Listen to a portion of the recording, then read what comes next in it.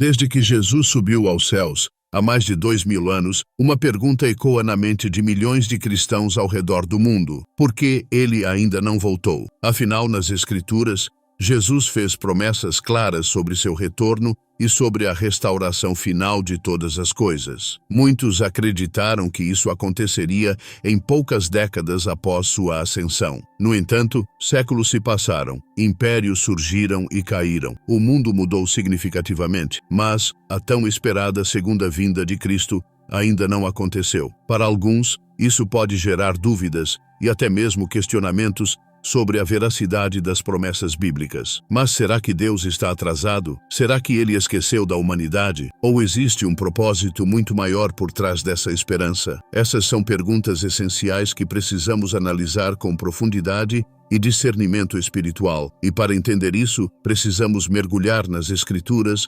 observar os sinais dos tempos e compreender o coração de Deus em relação ao tempo e à humanidade. Você já parou para pensar que a demora de Jesus pode ser, na verdade, uma demonstração do seu amor e misericórdia? Em 2 Pedro 3:9, encontramos uma resposta crucial. O Senhor não retarda a sua promessa, ainda que alguns a levem por tarde, mas é longânimo para nós, não querendo que alguns se percam, senão que todos venham a se arrepender. Esse versículo nos revela algo impressionante. Deus não vê o tempo como nós vemos. O que parece ser um grande atraso para a humanidade, na verdade, faz parte de um plano perfeito e detalhado, onde cada dia conta para que mais vidas sejam salvas. Imagine se Jesus tivesse tido uma carreira há 100 anos. Onde estaríamos hoje? Será que você e eu teríamos tido a oportunidade de conhecer a graça e a salvação? O fato de Jesus ainda não ter retornado significa que há uma obra em andamento, um chamado urgente para que a humanidade se desespera, para que mais pessoas tenham a chance de ouvir o Evangelho e se arrependerem antes do grande dia do Senhor.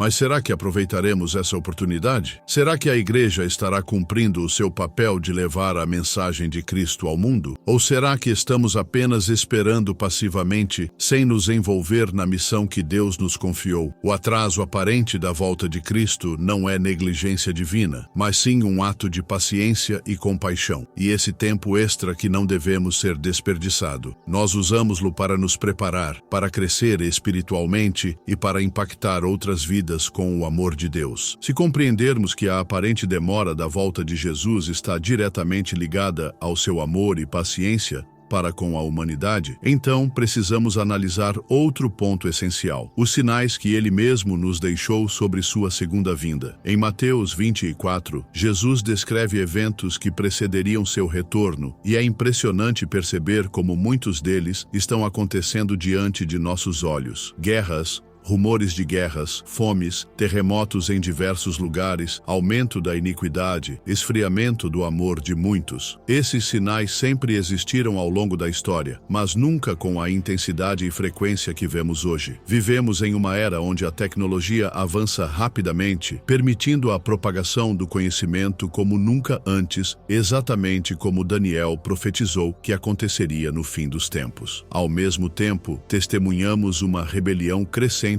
contra os princípios divinos, com a sociedade cada vez mais afastada dos valores bíblicos. O mundo está se tornando um lugar onde a verdade é relativizada, o pecado é normalizado, e o certo e o errado são constantemente invertidos. Tudo isso aponta para o cenário que Jesus descreveu sobre os últimos dias. Mas se os sinais já são evidentes, por que Jesus ainda não voltou? Aqui entra um fator determinante: o cumprimento da grande comissão. Em Mateus 24:14, Jesus declarou: "E este evangelho do reino será pregado em todo o mundo, em testemunho a todas as nações, e então virá o fim." Isso significa que a volta de Cristo está diretamente ligada à propagação do evangelho. Enquanto houver povos, nações e tribos que ainda não ouviram a mensagem da salvação, Deus continuará concedendo tempo para que a missão seja cumprida. Você consegue perceber como isso muda completamente nossa perspectiva? Ao invés de apenas esperarmos o retorno de Jesus, devemos agir,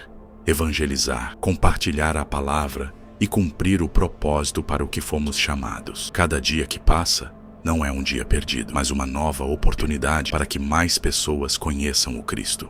Será que teremos aproveitado essa oportunidade? Será que a igreja tem cumprido seu chamado? Ou estamos desperdiçando esse tempo precioso com distrações, discussões e preocupações passageiras? Outro ponto essencial que precisamos entender é que esperar pela volta de Cristo não significa inatividade, mas sim preparação. Em diversas parábolas, Jesus enfatizou a importância de estarmos prontos para sua vinda. A parábola das 10 virgens, por exemplo, nos mostra que somente aqueles que mantêm suas lâmpadas acesas e estão preparados entrarão para as bodas do Cordeiro. Isso significa que não basta apenas crer na volta de Jesus. É necessário viver de forma alinhada com essa verdade, mantendo um relacionamento profundo com Deus e vivendo uma vida de santidade. Infelizmente, muitos estão dormindo espiritualmente, vivendo como se Cristo não fosse voltar, negligenciando sua fé e se conformando com este mundo. Mas a palavra nos alerta: vigiai, pois, porque não sabeis a que hora há de vir o vosso Senhor. Mateus 24:42. Diante disso fica a pergunta: você está realmente preparado para a volta de Jesus? Se ele voltasse hoje, você estaria pronto? Sua vida reflete alguém que aguarda ansiosamente o Rei dos Reis ou alguém que está distraído com as coisas passageiras deste mundo? A forma como vivemos cada dia revela o quanto realmente cremos na promessa do seu retorno. Não podemos nos acomodar, não podemos ser negligentes, pois o tempo está se esgotando. A demora de Jesus não é descaso, mas sim um período de misericórdia, um tempo de preparação, um chamado para despertarmos e vivermos intensamente para Ele. Se entendermos que a demora da volta de Jesus não é um atraso, mas sim parte de um plano perfeito de Deus, então surge outra questão crucial: como devemos viver nesse tempo de espera? A resposta está na forma como encaramos a nossa fé. Muitos cristãos sabem que Jesus vai voltar, mas vivem como se isso fosse apenas uma teoria distante, sem impacto real em suas vidas diárias. O problema não é apenas acreditar na segunda vinda, mas viver de forma consistente com essa crença. Jesus contornou a parábola do servo fiel e do servo infiel exatamente para mostrar a diferença entre aqueles que vivem acomodados e aqueles que se acomodam, achando que o Senhor tardará em voltar. O servo fiel vive com diligência, cumprindo seu propósito, enquanto o servo infiel começa a se distrair, a se envolver com o pecado e a agir como se tivesse tempo ilimitado. Isso reflete uma realidade muito presente nos dias de hoje. Há muitos cristãos vivendo como se tivessem todo o tempo do mundo, deixando para depois decisões essenciais como arrependimento, santificação e compromisso real com Deus. Mas será que podemos dar ao luxo de viver assim? Será que realmente temos tempo a perder? A Bíblia nos alerta sobre os dias finais, dizendo que eles seriam como nos tempos de Noé. Antes do dilúvio, as pessoas vivem suas vidas normalmente, comendo, bebendo, casando-se, sem perceberem que o juízo estava prestes a chegar. Da mesma forma, muitos hoje vivem como se nada estivesse prestes a acontecer, ignorando os sinais e os avisos que Deus tem dado. Mas quando a porta da arca se fechou, já era tarde demais. Isso nos ensina que o tempo da graça tem um limite. Deus está sendo longânimo, dando à humanidade a chance de se arrepender, mas chegará o momento em que a porta se fechará e não haverá mais segunda chance. A pergunta que fica é: onde estaremos nesse momento? Dentro da arca da salvação ou do lado de fora, despreparados? Outro ponto essencial é que a espera pela volta de Jesus não é apenas sobre nos prepararmos individualmente, mas sobre levarmos o maior número possível de pessoas conosco. Se cremos que Cristo virá para buscar os seus, então não podemos ficar calados diante de um mundo que caminha para a perdição. O Evangelho precisa ser pregado com urgência, pois há milhões de almas que ainda não ouviram a verdade. Deus nos deu essa missão e nos confiou esse tempo extra para cumpri-la. Mas o que temos feito com essa oportunidade? Estamos compartilhando o amor de Deus,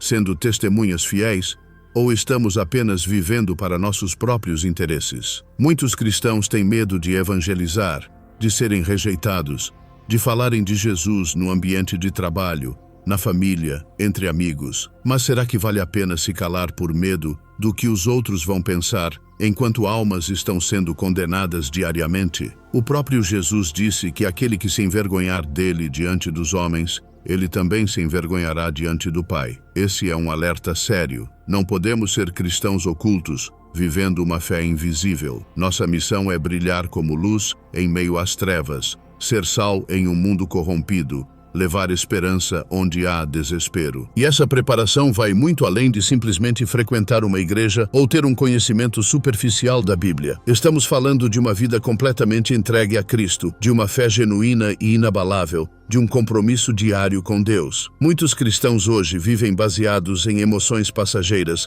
buscando apenas bênçãos e soluções para problemas terrenos, sem compreender que o maior chamado da nossa vida é estar prontos para a eternidade. A volta de Jesus não é apenas um evento futuro, é uma realidade que deve impactar cada decisão que tomamos hoje. Precisamos viver de forma que, se Cristo voltasse agora, Ele nos encontraria fiéis. Isso envolve santidade, renúncia, entrega e uma busca constante por um relacionamento profundo com Deus. Mas será que estamos dispostos a isso? Ou preferimos viver no conforto de uma fé superficial, sem compromisso, sem renúncia, sem transformação real? Se essa mensagem tocou seu coração, compartilhe com outras pessoas, se inscreva no canal e deixe seu comentário sobre o que você achou deste vídeo. Que Deus te abençoe e que possamos estar prontos para o grande dia do Senhor.